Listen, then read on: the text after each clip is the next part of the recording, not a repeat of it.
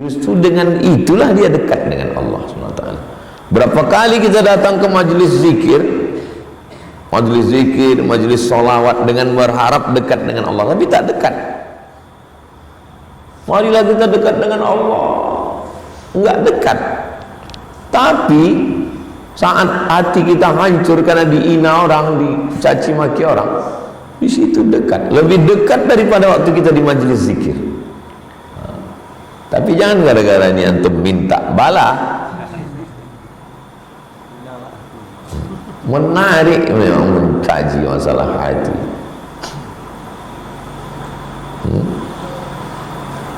Susah membahasakannya tentang dia. Meminang tak dipinang, tak diterima. Mau ngasih nolong, tak mau orang nerima pertolongan kita. Bercakap tak didengar. Wah, itu kalau antum alami nanti dalam hidup antum, berkesan itu, manis itu. Udah selesai kuliah, pulang ke kampung, ikut rapat di kantor desa, tak dipandang orang kita, disepelekan orang. Saya ada pendapat nanti ya, ini aja dulu ya. Oh, itu sedap banget. Datang kita sama mak kita, sama ayah kita, mau meminang. Oh, si Anu ini pula udah dipinang siapa pula kemarin katanya. Memang belum lagi, baru WA aja, tapi tak lama lagi datanglah orang untuk kemari rombongan, agak 3 mobil katanya. Kita datang naik ojek. Wah, situ luka kali hati kita, hancur kali. Waktu hati itu hancur, disitulah kita paling dekat dengan Allah SWT. Ada satu wali Allah, ditanya dia, kapanlah kau paling dekat dengan Allah? Waktu tahajud? Enggak. Waktu baca Quran? Tidak. Waktu berzikir? Tidak. Terus kapan? Waktu aku naik sampan. Tiba-tiba sampan itu sempit, ditempeleng kapten sampan itu wajahku, diusirnya. Disitulah aku paling dekat dengan Allah. Oh, paling dekat dengan Allah. Ada masanya kita hidup itu dibuat Allah begitu, karena Allah itu maha cemburu. Maha cemburu itu maksudnya selama ini kita, hati kita tuh tersangkut karena ayah, karena emak, karena harta, dibuatnya kita sampai tak bisa berpegang kepada apa-apa. Di saat itulah kita paling dekat dengan Allah SWT. Nabi Muhammad sampai ke tingkat itu. Ayah meninggal, emak meninggal, atuk meninggal, pakcik meninggal, istri meninggal, paman meninggal. Tak ada yang bisa diharapkan. Berjalan kaki ke Taif, di 100 km dilempar orang Taif. Wah, disitulah jatuh sejatuhnya. Rupanya mau dinaikkan Allah setinggi-tinggi. Inilah yang tak didapatkan pejabat, orang kaya dan orang terkenal. Tak didapatkan. Saya setelah viral nih, mana dapat saya ini? Payah kalau mau dapat ini. Kalau mau dapat yang begini, pasal pakai masker dulu. Pakai masker, pakai kacamata hitam, pakai topi, baru bisa dapat macam ini. Pakai masker, kacamata hitam, pakai topi, pergi ke bank Jalan Arifin Ahmad. Sampai depan pun diusir sama security. Penuh pak, nggak ada tempat parkir. Sana. Itu baru terasa. Atau lewat di AU. Suruhnya mobil itu berhenti. Mana pas? Katanya. Nggak ada pak, gitu. Lewat sana, lewat sini. Gitu. Antum kalau mau merasakan ini, habis dari sini pergi ke AU.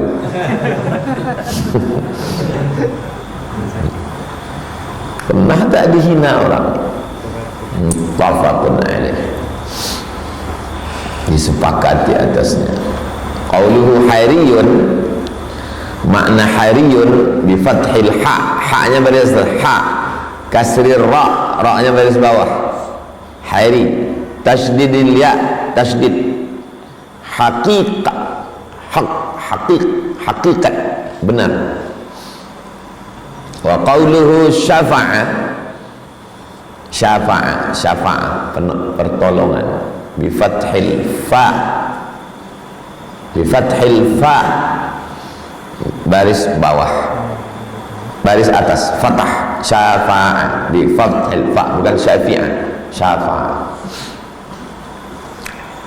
Meminang tak diterima, oke, jelas. Cakap tak didengar, oke. Tapi nolong nggak diterima, masa nolong nggak diterima? Iya, ada. Mungkin kalian mahasiswa pernah mengalami nolong tak diterima. Biar aku yang fotokopikan makalah ini ya. Enggak, jangan kamu, dia aja gitu. Apa tak bekeping, asal mau dibanting kan mesin fotokopi orang itu kan.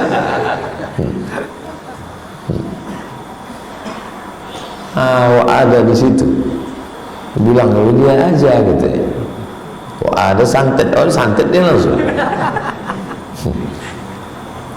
Mau menolong pun kita bukan minta tolong. Kau minta tolong kita ditolak orang itu biasa. Kita mau menolong, tak mau orang menolong. Emang menarik hadis. Hadis 254. Wa an Abi Sa'idin al-Khudri, dari Abu Sa'id al-Khudri. Abu Sa'idin al-Khudri, kalau nyambung ada nun wiqayah namanya. Abu Sa'idin al-Khudri. Qul huwallahu ahadun illahus samad. Dzalikum fisqunil yauma ya'isal ladzina kafaru. Wa qalatil Uzairu ibnullah. Nun wiqayah, nun yang menjaga karena sukun ketemu dengan kalimat berikutnya. Wa an Abi Sa'idin al-Khudri radhiyallahu anhu, anin Nabi sallallahu alaihi wasallam qala, Nabi berkata, ihtajjatil jannatu wan nar, surga dengan neraka bertengkar. Ihtajjat artinya berhujjah, berargumentasi, surga dengan neraka. Faqalatin nar, neraka berkata, apa kata neraka? Fiya, yang masuk ke tempat aku ini, fiya, fi, yang masuk ke tempat aku, al-jabbarun, orang-orang yang sombong, ashabul fakhamah, orang-orang yang punya kekuasaan, sombong, al-jabbaru. Di tempatku ini, wal mutakabbirun, orang yang membesarkan diri, orang kaya, penguasa, pejabat, itulah yang berada di tempat aku ini, kata neraka. Wa qalatil jannah, surga berkata, fiya, yang ada di tempatku ini, du'afa'un nas, dhaif, satu, kalau banyak du'afa, orang-orang yang lemah, an-nas, wa masakin, orang-orang miskin. Jadi surga sama neraka itu bercakap juga, inilah isi aku. Faqadallahu bainahuma, Allah menetapkan, ini argumen, ini berargumen, Allah menetapkan. Apa kata Allah? Innakil jannah, kau surga, innaki, engkau surga, rahmati arhamu bika, rahmatku, dengan rahmatku, kata Allah, arhamu bika, aku memberikan rahmat dengan engkau, man asya'u, siapa saja yang ku kehendaki, ku kasih rahmat, rahmatku dalam bentuk engkau. rahmatku, kasih sayangku dalam bentuk engkau, dalam bentuk surga, ku kasih kepada siapa yang ku kehendaki. Wa innaki nar, engkau neraka, azabi, kau adalah azabku. U'adzibu bika, aku mengazab man asya. U'adzibu biki, aku mengazab man asya, siapa yang mau ku azab dengan engkau, dengan engkau aku mengazab. Walikilaikuma alayya mil'uha, kalian dua-duanya neraka dan surga, surga dan neraka punya isinya masing-masing. Neraka isinya al-jabbarun, al-mutakabbirun, surga isinya du'afa. Jadi kalau nampak kita ada orang sombong, ada orang angkuh, ngapalah sedih kita? Orang dia penghuni neraka kok. Kenapa kita mesti sedih? Sedih kali saya Pak Ustaz, sombong kali dia, mentang-mentang dia kaya, mentang-mentang dia pejabat, cakapnya kasar kali. Apa yang kau sedihkan? Orang dia penghuni neraka. Apa yang disedihkan? Makanya man arafad dunya hanan alaih, siapa yang tahu tentang hakikat dunia ini, ringan dia menengok dunia ini. Ketemu jenderal, ketemu polisi, ketemu tentara, ketemu jaksa, ketemu hakim, biasa aja. Allah sampai begini-begini, oh. Biasa aja. Saya macam-macam manusia jumpa saya, biasa aja. Sombong dia, penghuni neraka. Baik dia, penghuni surga, kita dekati. Penghuni neraka, iya, ngapain pula kita mesti mencari muka ke penghuni neraka? Sampai dekat-dekat, sampai iya Pak, siapa, biasa aja. Sedang acara gitu, biasa aja. Nggak ditegurnya kita, bagus. Ngapain kita ditegur penghuni neraka? Masa dari awal acara tu sampai akhir tak ada dia senyum sekalipun, bagus. Ngapain kita senyum sama penghuni neraka? Sombong dia, tentang dia berseragam, tentang dia kaya, tak disalaminya saya Pak Ustaz, bagus. Ngapain salaman sama penghuni neraka? Hebat hadis ini, membuat kita menjadi percaya diri dan ya nggak apa-apa. Apa? Karena kita ini sebetulnya orang itu biasa aja, kita terlalu melu sampai nulis di status, ya, gibah kali hatiku tadi, kata malaikat. Parah kali kok kata malaikat.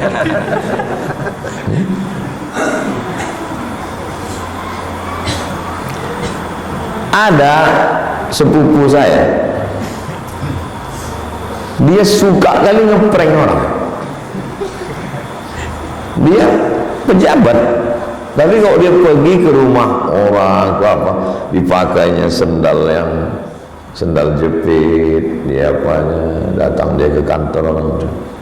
Tunggu ya Bapak, lagi sibuk. Iya Pak, iya Pak. Habis itu di CCTV itu kode-kodenya, habis itu kena marah security, nggak suka aja. Ada model gitu. Kita tak usahlah, biasa-biasa aja.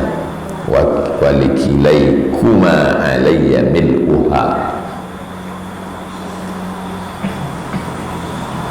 Ada orang yang tidak pernah mengalami disepelekan orang, ada. Macam anak saya lah. Anak saya mungkin gak disepelekan orang, karena orang tahu kan itu anak Ustaz Somad. Macam Sami itu dari kecil memang udah itulah takdir dia. Dia di apa orang hazik di mana-mana anak Ustaz. Tinggi nilai kau ni, saya bilang iya. Karena kau pandai, itu karena anak aku. Orang pandai lah Pak, kata dia. Tapi saya, yang ayah saya biasa aja, yang mak saya biasa, saya mengalami macam ini. Di SD saya ranking 16 dibuat orang.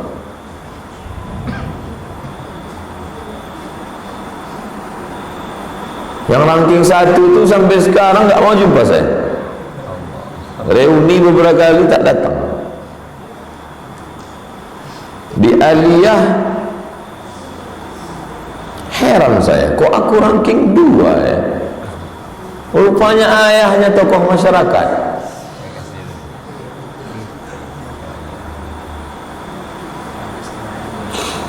Pas ke Mesir bersih, Mesir tak ada pakai baking, tak ada pakai apa, lulus saya. 100 anak Indonesia lulus saya, baru ditunjukkan Allah. Jadi saya memang dibuat Allah, takdir saya begitu. Mungkin kalau ayah saya kiai, ayah saya buya, saya tak mengalami macam ini. Pulang Pekanbaru nih pontang panting. Bukan saya pulang ke Pekanbaru nih disambut dengan tola'al badru alaina dari airport. Nah, saya pulang dari Malaka naik speed ke Batam, ke Dumai. Dari Malaka turun di Dumai. Sampai di Dumai kapal itu mendarat jam 10 malam. Langsung tentara nyetop. Yang tidak ada yang jemput jangan keluar. Banyak perampok di luar. Rupanya perampok di Dumai sudah siap mau merampok TKI. Jadi mereka ini pakai mobil supir trapel. Jadi TKI ini dijemput, nanti sampai ke sawit-sawit dia ambil ini. Gak banyak yang jadi korban. Stop. Jadi saya tidur di penampungan TKI di Dumai. Tidur saya di penampungan, kamar triplek sama. Di sini aman Pak, di sana aman. Besok pagi baru pulang. Tidur saya di penampungan. Besok pagi, waktu itu lagi tren-trennya Walkman. Tahu Walkman? Pakai kaset. Walkman terbagus merek Sony setipis kaset. Saya baru pulang dari Makkah. Hilang di Dumai itu. Dompet hilang. Itu maka berkesan kali Dumai itu bagi saya.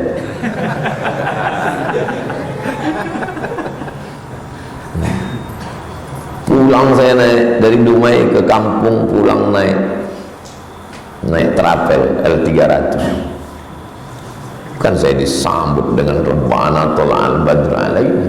Makanya kalau saya menjelaskan hadis tentang penghinaan itu, kenapa mengena ke hati orang? Karena saya menceritakannya pengalaman true story, bukan cerita tentang orang lain. Walikilaikuma alayya bil'uha. Penghuni surga neraka itu sudah jelas, tinggal kita lagi. Makanya kalau saya muncul dalam diri saya sifat angkuh sombong, berarti kau penghuni neraka, Abdul Somad. Tapi kalau dalam diri saya dilemahkan orang, dihina orang, dicaci maki orang, du'afa, berarti kau penghuni surga.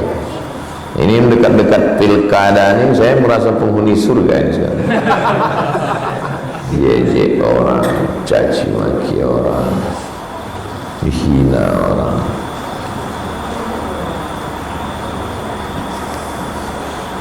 (255) terakhir, pertemuan akan datang baru kita masuk halaman 256. An Abi Hurairah, dari Abu Hurairah radhiyallahu anhu, an Rasulillah sallallahu alaihi wasallam, dari Nabi sallallahu alaihi wasallam, innahu la ya'tir rajul, akan datang nanti pada hari kiamat ar-rajul as-samin, samin gemuk, azim besar, yaumal qiyamah, pada hari kiamat.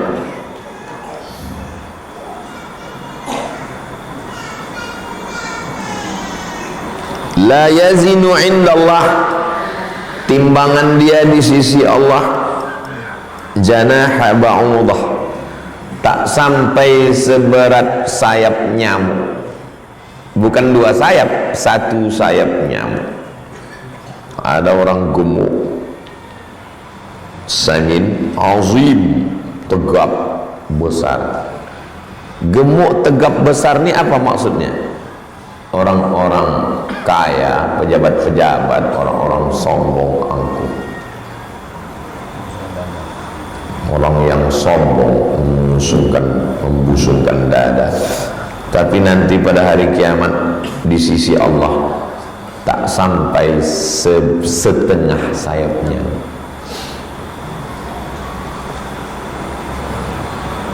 Kata kiasan ini.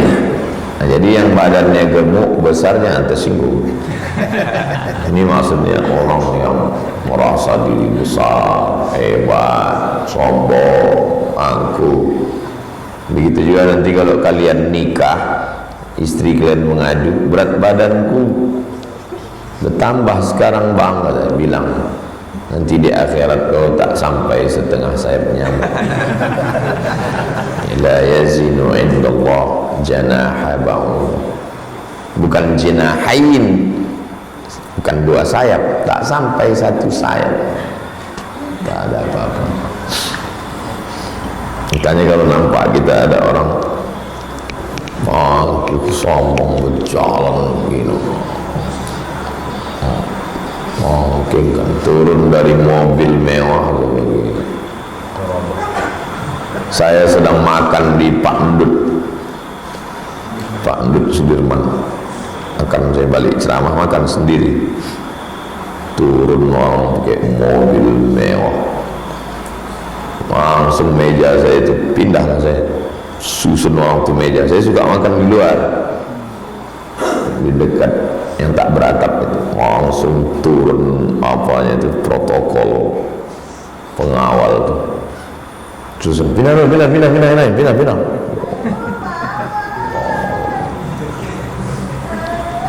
Keluarlah bapak itu. Itu maka saya kalau sama tim UAS, jangan kalian usir orang makan, jangan kalian usir orang miskin, jangan dihalau. Kenapa? Karena saya pernah diusir orang. Jadi baru saya paham rencana Allah untuk saya. Dibuat Allah saya begini, dibuatnya begini, karena kau nanti suatu saat akan begini.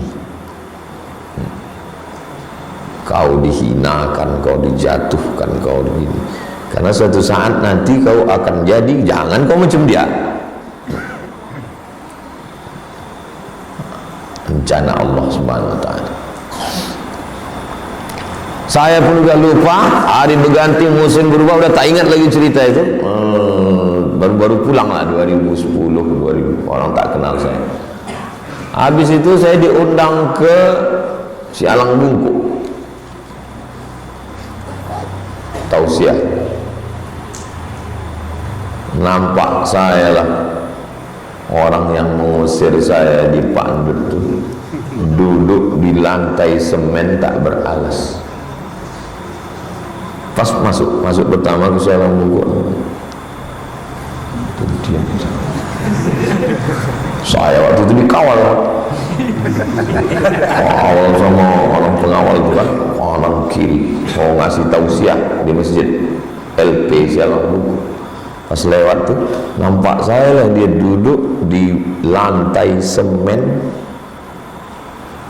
Lama saya terdiam.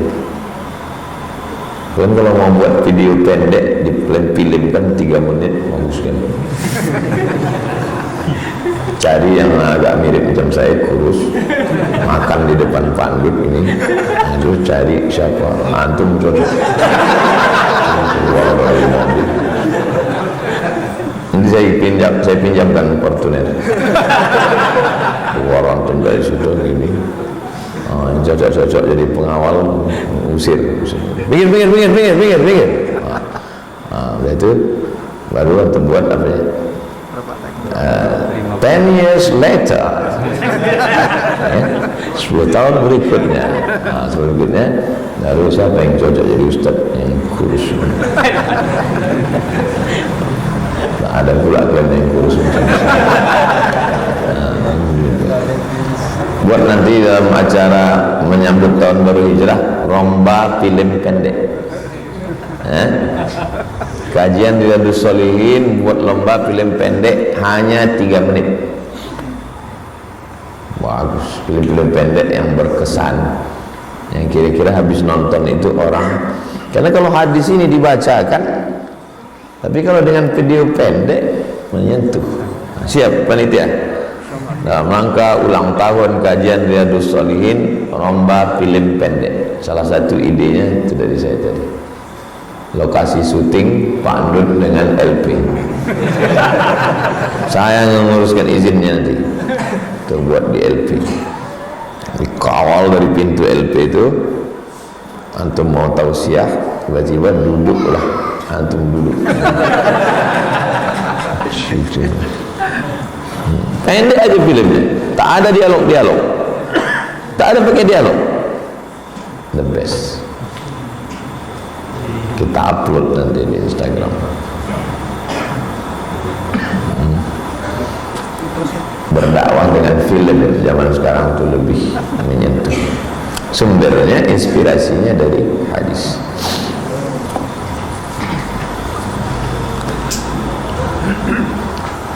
Di antara dua orang ini mana yang paling tinggi derajatnya di surga nanti?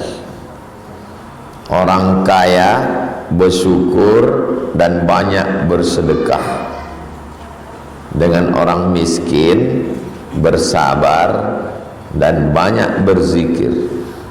Mana yang lebih tinggi derajatnya nanti di surga?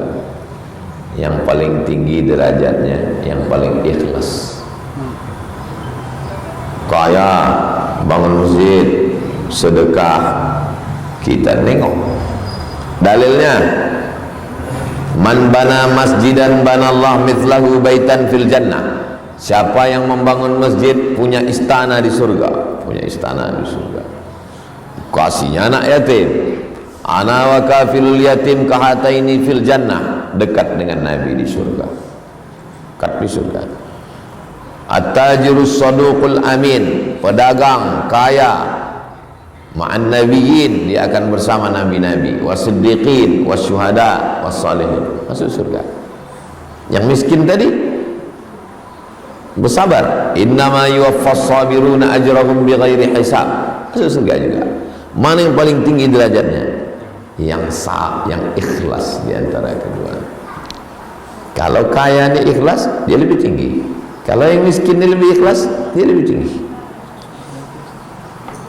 Yang jelas yang kaya ini udah dapatnya satu di dunia. Yang miskin nih udahlah di dunia tak dapat, akhirat tak jelas. Makanya separah-parahnya pejabat orang kaya, sempat dia senang di dunia ini. Ikhlas adalah puncak segalanya. Mudah-mudahan kita termasuk yang ikhlas. Ikhlas itu yang tahu cuma Allah. Malaikat pun tak tahu. Malaikat tak tahu siapa di antara kita ini yang ikhlas. Malaikat itu cuma mencatat aja. Tengoknya ke masjid, catat. Tak tahu dia ikhlas tak ikhlas. Dalam risalah Al-Qushairiyah, dari mana malaikat tahu orang ini mau berbuat baik? Idza hamma, kalau seorang hamba ingin melakukan kebaikan, catat. Dari mana malaikat tahu? Padahal dia tak tahu isi hati orang. Waktu orang itu mau berbuat baik, keluar aroma wangi, tercium sama malaikat, catatnya satu. Jadi buat baik, catat dua. Tak jadi buat baik, tetap satu. Itu yang disebut orang sebagai aura. Aku kalau dekat dia ini, aura aku positif. Ada aroma kebaikan yang tercium oleh malaikat. Ada manusia ini, saya sudah banyak jumpa orang, kalau duduk kita dekat dia, tenang hati kita. Tapi ada orang ini kalau duduk dekat dia, risau aja kita, suntuk aja kita. Antum nanti antum merasakan itu. Banyak antum berjumpa. Kalau kita menemukan duit di jalan, kita ambil, kita masukkan ke kotak infak, apakah kita berdosa? Namanya luqatoh. Luqatoh, barang temuan, diumumkan setahun. Dapat duit depan tuh diumumkan setahun, tak ada pemiliknya, milik penemu. Setelah menjadi milik antum bebas mau disedekahkan antum. Jadi secara fikih salah, karena bukan antum pemiliknya, sedangkan pemiliknya belum tentu izin. Nah, maka diumumkan setahun. Setelah setahun dari hari ditemukan, diumumkan tak ada pemiliknya, menjadi milik penemu. Terserah antum, mau antum pakai, mau antum sedekahkan. Jangan begitu dapat langsung. Cuman 1000 perak apa Ustaz? Oh, 1000, patutlah kau masuk.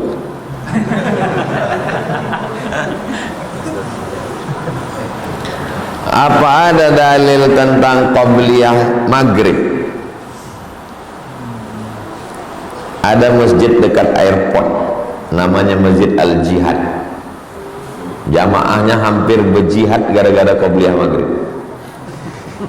Kata yang tua-tua, ada qabliyah maghrib. Kata yang muda-muda, tak ada qabliyah maghrib. Diundanglah saya. Saya biasanya diundang ke masjid kalau masjid itu ada konflik. Kalau kita arah ke UIR, sebelah kiri dia masuk ke dalam. Ketua masjidnya pengacara. Ma baina kulli adzanaini shalah. Ma baina 3 kali dalam Sahih Muslim. Ma baina kulli adzanaini shalah. Ma baina kulli adzanaini shalah. Antara azan dan iqamat ada salat.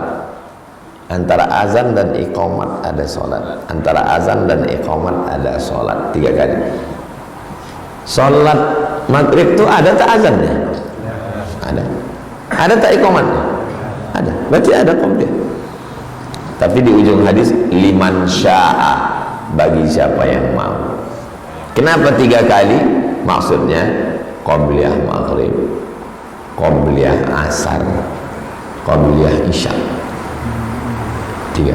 Qabliyah maghrib, qabliyah asar, qabliyah isya. Liman sya'a, bagi yang mau. Dia rawatib tapi tidak muakkad. Sedangkan yang muakkad itu dalam Sunan Tirmidzi, man shalla itsnatai asyarata raka'ah, siapa yang salat 12 rakaat fil yaumi wal lailah, sehari semalam, bunya bihidna baitun fil jannah, dibangunkan untuknya satu tempat di surga. 4 rakaat sebelum zuhur, 2 rakaat setelah zuhur, 2 rakaat setelah maghrib, 2 rakaat setelah isya, 2 rakaat sebelum subuh. Itu muakkad. Sedangkan yang 3 tadi, 2 rakaat sebelum maghrib, 2 rakaat sebelum isya, 2 rakaat sebelum asar, itu ghairu muakkad, rawatib. Dah saya jelaskan. Saya tanya di masjid, kenapa tak kalian buat di masjid ni? Padahal dalilnya ada. Kami takut gara-gara qabliyah waktu maghrib habis. Karena waktu maghrib dalam mazhab Syafi'i pendek. Asal habis syafaq ahmar merah, rona merah itu asal sudah habis, tak ada lagi maghrib. Pengurus masjid ini berpegang pada mazhab Syafi'i. Saya bilang kalau tak masuk qabliyah 2 rakaat, masa habis? Rupanya RT RW selalu terlambat. Akar masalahnya adalah udah mau iqamat, RT RW, orang-orang kaya, donatur selalu terlambat. Mau iqamat takut kena pecat.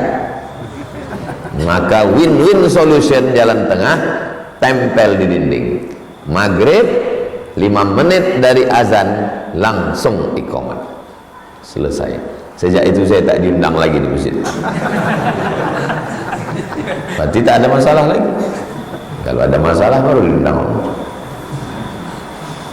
Win-win solution. Gimana Pak? Semua setuju? Habis azan 5 menit iqamat. Yang terlambat salah sendiri. Oh cocok ini, cocok. Jadi yang bermasalah bukan sholat sunatnya, tapi orangnya. Selesai.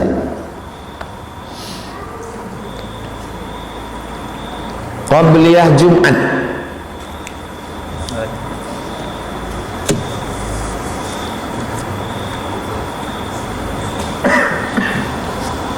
yang menggantikan sholat Jumat, yang digantikan sholat zuhur.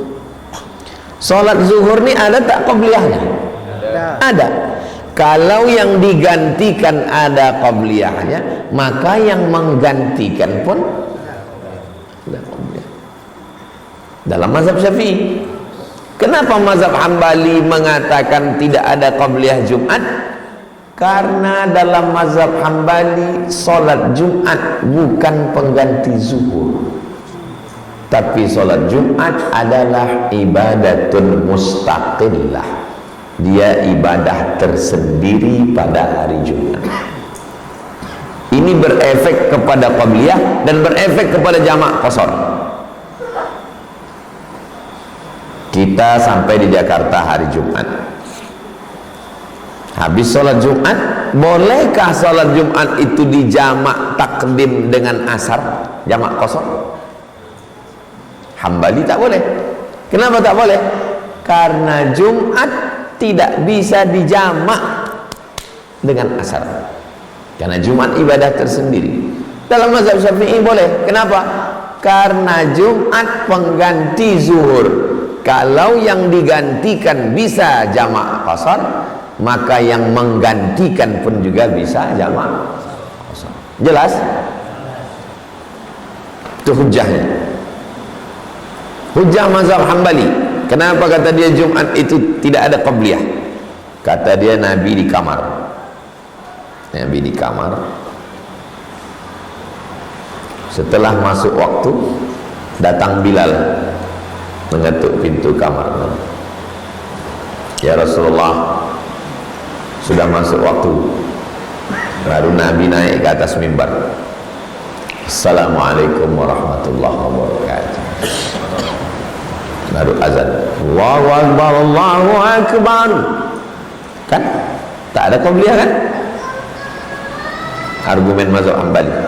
Mana ada qabliyah? Nabi di kamar. Habis itu Nabi naik ke atas mimbar. Assalamualaikum warahmatullahi wabarakatuh. Waalaikumsalam. Baru azan. Mana ada qabliyah? Kata mazhab Hambali. Dibantah mazhab Syafi'i. Nabi qabliyah di kamar apa di masjid? Nabi itu qabliyah di kamar. Jadi sebelum naik tadi Nabi udah qabliyah duluan. Dan sahabat banyak memperbanyak salat sunat sebelum Jumat. Salah satu salatnya adalah qabliyah. Waktu Nabi sedang khutbah, tiba-tiba datang laki-laki berdiri. Datang laki-laki duduk. Disuruh Nabi, qum, tegak, salli rak'atain, salat sunat 2 rakaat. Menurut mazhab Syafi'i, yang Nabi suruh salat itu qabliyah Jumat. Nah, jadi tentang qabliyah Jumat, menurut mazhab Syafi'i ada qabliyah Jumat. Menurut mazhab Hambali tak ada qabliyah Jumat. Sudah saya bahas dalam 37 masalah populer. Tengok detail. Saya mazhab Syafi'i, maka saya pakai qabliyah Jumat.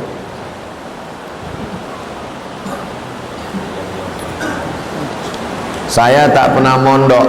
Sekarang ingin rasanya paham bacaan Quran ketika saya baca. Apakah dengan tafsir Quran bisa membantu saya memahami Quran lebih? Adakah kitab rekomendasi untuk orang awam? Beli Quran terjemah potong-potong, terjemah per kata. Habis itu yang di bawah ada tafsirnya, ada asbabun nuzulnya, ada tajwidnya, ada terjemah per kata, ada asbabun nuzul, ada tafsir, ada Quran. 5. Bagus, cukup. Jangan terlalu detail. Kita ini sama macam bawa mobil. Asal dah mau dia jalan macam bawa motor. Asal dah bisa jalan masuk gigi dah cukup. Tak perlu kita tahu detail betul mana. Karena kalau begitu susah agama ini. Saya pakai motor, asal udah tahu cara hidupnya, masuk gigi, jalan, udah cukup. Tak perlu saya tahu proses kemana pergi bensin ini, kok bisa berputar ban ini. Tahu terjemah, tahu, udah cukup, paham, supaya jangan sampai salah masuk gigi. Adakah istilah sunnah wajib, Ustaz? Ada yang mengatakan memelihara atau memanjangkan jenggot itu sunnah wajib. Mohon penjelasannya.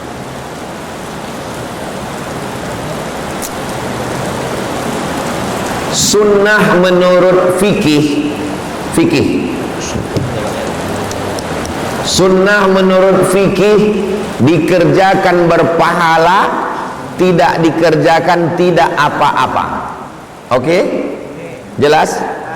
Sunnah menurut fikih dikerjakan berpahala, tidak dikerjakan tidak apa-apa. Sunnah. Sunnah menurut hadis, semua perbuatan Nabi, cakap Nabi, tindakan Nabi,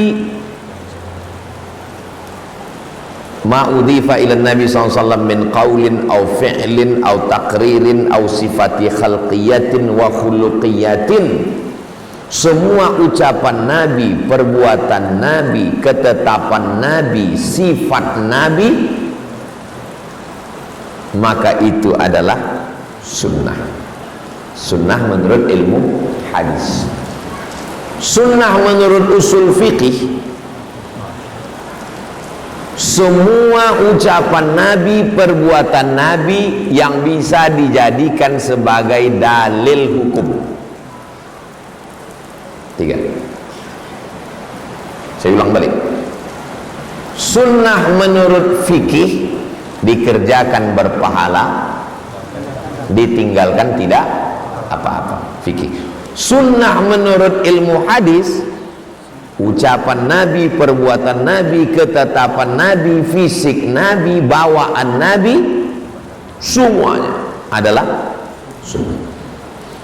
Sunnah menurut usul fikih, ucapan Nabi, perbuatan Nabi, ketetapan Nabi yang layak dijadikan sebagai dalil hukum. Sunnah menurut fikih, sunnah menurut hadis, sunnah menurut usul fikih. Jelas? Datang Wahabi, ini sunnah tapi hukumnya wajib. Makin pusing jamaah. Sunnah berjenggot itu sunnah tapi wajib. Kalau antum udah jelas yang 3 tadi, kenapa dibilangnya sunnah tapi wajib? Karena kalau dia bilang ini sunnah, jamaah taunya sunnah itu menurut fikih dikerjakan berpahala, tak dikerjakan tak apa-apa, maka ditambahnya di ujung sunnah tapi wajib. Itu dia sendiri buat istilah. Jelas? Sunnah menurut fikih, sunnah menurut ilmu hadis, sunnah menurut usul. Jelas atau tak jelas? Menurut pendapat Ustadz, mana yang lebih baik antara menjalani masa muda dengan menikah atau sendirian? Seandainya ayah saya kaya, mak saya kaya, maka dulu waktu kuliah itu ku bilang, ya mak, aku mau nikah sambil kuliah.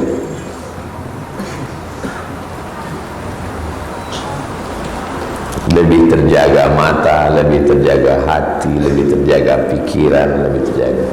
Kawan-kawan saya yang kuliah, yang ayahnya orang kaya, nikah. Waktu kami berangkat ke Mesir tuh ada yang bawa istri. Jaga. Ustadz, kenapa tak nikah?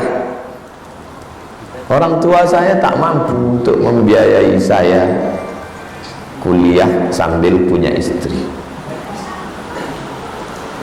Ada juga yang orang tuanya tak mampu tapi badannya bertuah, dapatnya bini orang kaya. Kau ku biayai balik nanti ngajar di pondokku. Ada. Ayahnya tak mampu. Saya tak mampu dan tak bertuah. Jadi kalau kalian mampu atau kalian bertuah, nikahlah. Tak mampu, tak bertuah, macam saya nasib kalian. Tahan diri, belajar serius, bekerja, dapat duit, baru nikah. Anak saya, anak ustadz nanti tamat dia pondok, saya akan tanya, Hazik, kau udah tamat pondok, udah akil balik, mau kau nikah? Sekarang mudah saya tanya, mau kau nikah?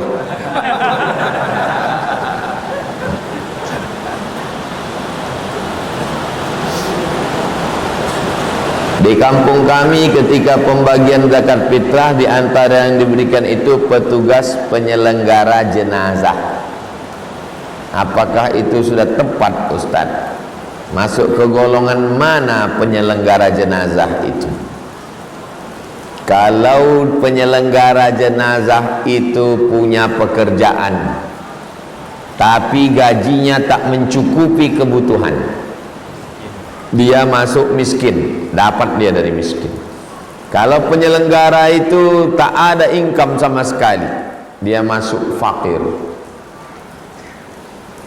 Innamas shadaqatu lil fuqara wal masakin wal amilina 'alaiha wal mu'allafati qulubuhum wa fir riqab wal gharimin wa fi sabilillah wa ibnis sabil. Jadi penyelenggara itu bisa masuk ke fakir, bisa masuk ke miskin. Dia kaya Pak Ustaz, rumahnya besar, mobilnya ada. Kenapa dia gali kubur? Hobi. Memang dia pesan, di mana ada aku yang menggali. Aku udah muak udah dengar ceramah, aku mau langsung gali kubur aja. Maka dia tak berhak dikasih karena dia orang kaya. Tidak ada asnak penyelenggara jenazah dalam zakat. Dia dikasih karena dia miskin. Begitu juga dengan mu'allaf sekarang ini. Jelas lagi, sudah berpuluh tahun masuk Islam. Kasih dia karena dia miskin. Asalnya mu'allaf itu begini. Misalnya kepala suku Sakai. Kalau dia masuk Islam, kepala suku ini, satu suku itu masuk Islam. Itu boleh kita kasih dia untuk melembutkan hati. Makanya Abu Sufyan dikasih 100 ekor onta karena dia kepala suku. Kalau kepala sukunya udah kita pegang, yang lain masuk Islam. Bisa. Sekarang kita kasih dia, bininya pun tak Islam. Maka kita kasih dia bukan karena mu'alafnya, tapi karena miskin. Begitu juga dengan Ibnu Sabil. Ibnu Sabil yang putus belanja. Ini menjadi celah untuk menipu. Datang dari arah Jakarta, berhenti dia di Kijang, Sekijang mati. Dibilangnya dia Ibnu Sabil. Akhirnya orang Sekijang mati ngasih ongkos, naik dia bis. Habis itu berhenti dia di Rumbai. Dibilangnya dia Ibnu Sabil. Balik lagi dia di Sekijang. Maka tengok dia KTP-nya orang mana, berapa pendapatan dia, kasih dia. Bukan karena dia Ibnu Sabil, tapi karena dia fakir atau miskin. Kau kerja di mana? Sana. Berapa gaji kau sebulan? 1 juta. Kebutuhan rata-rata di kita 3. Berarti dia miskin karena tak mencukupi kebutuhan. Begitu cara ngitungnya. Zakat fitrah hanya fakir miskin saja, tidak untuk 8 asnaf. Itu nanti udah saya tulis saya share ke grup.